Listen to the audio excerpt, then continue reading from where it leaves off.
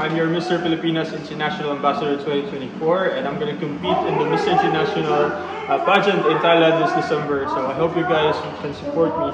Please, please, please. I need that. So yun na magko-compete ka this December sa Thailand. Yes. Can you share us your preparations? Well,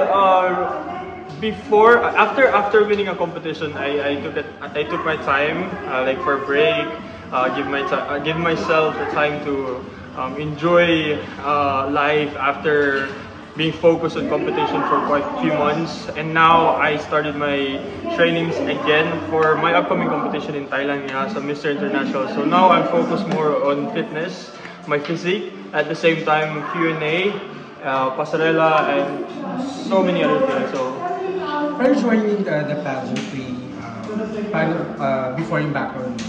Kumbaga, saan ka nag-graduate? At the moment, I am still a student at the Asian Development Foundation College in Tacloban. And before pageantry, I was an event coordinator. So I'm used to speaking to a lot of people like you guys. Because I do coordination and planning for events, specifically for weddings. And at the same time, I started my own business. It's a meat shop during pandemic. So yeah, it's more on entrepreneur side. Are you under Empire ba? Yes, I'm under Empire Marketer at the moment. So, sila ba yung naka-discover? Or from that time na nagpa-pageant ka na sa pageantry in general, it was because of my mom. My mom was a beauty queen back then. Sino? Julian Pelas. She's the first ever mutya ng Samar from Catbalogan. At the same time, she was mutya ng mutya ng Pilipinas, Eastern Visayas. Yeah, I think. It was right before me. So, since yun nga, may background na kami sa pageantry. Yeah, nasa dugo naman pala. Yeah, growing up, I was used na sa pageantry. Like for example, if people would ask me, sino nanay mo? Ba't ang puti-puti mo? Ito ganyan. I would tell them, Julian Pelas, oh, your mom was a beauty queen, blah, blah, blah. But back then, I didn't know anything about pageant until my first competition in 2015. It was a school competition when Neil Perez won Mr. International. 2014. So I'm like, pwede naman pala yung lalaki maging katulad ng mama ko na beauty queen, parang gano'n. So that's how it all started. From my mom to 2015 when I joined my first competition, Mr. Summer College. So your last name is Nong? Ong. I'm sorry, Ong. So with the Chinese blood. Yeah. Have you tried yung chili? Mr. Chinatown? Chinatown. No. Hindi ka nag-join. So doon agad sa pageant. School pageant, and I won there, and then I stopped doing that. I focused on business and weddings, and then until 2021 I think, when my mother Ronan from Kapalogan asked me to join a competition, school competition. So I won again, and then after that I went straight to nationals, and then I won again. I resigned and then went straight to nationals again. I won. So what age ka nag-start sa pageant? I started 14, 15 I think. Yeah. Kasi what keeps you going?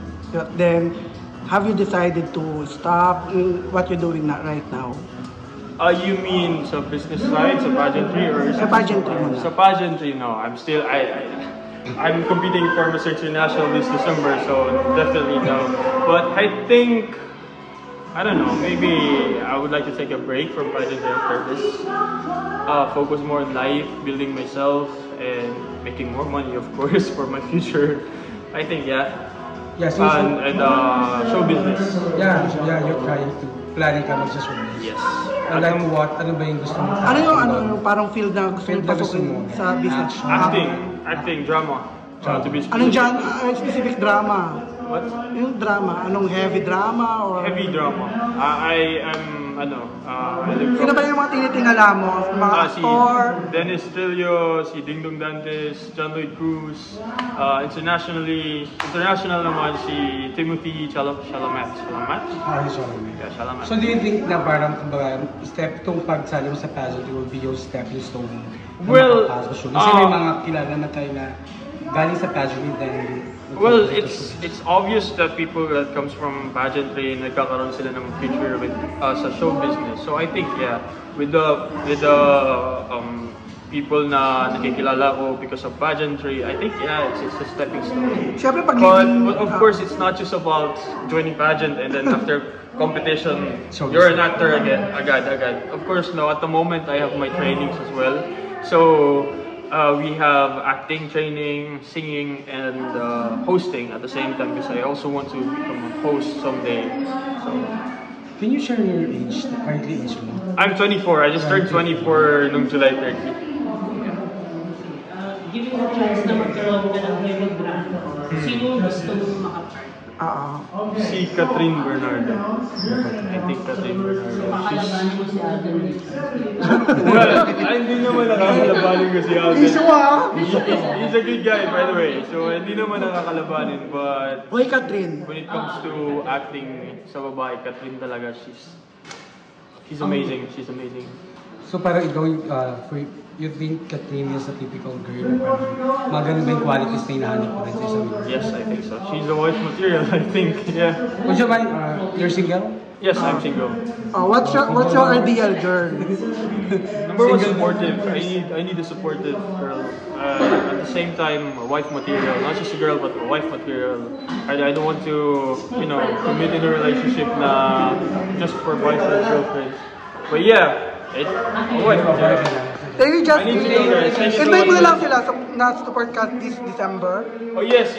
Again, guys, I am Justin Nong. I am your Mr.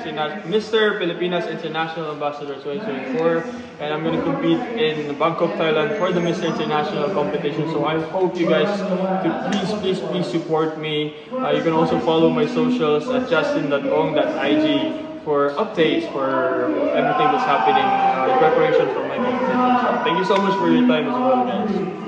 Thank you, Justin.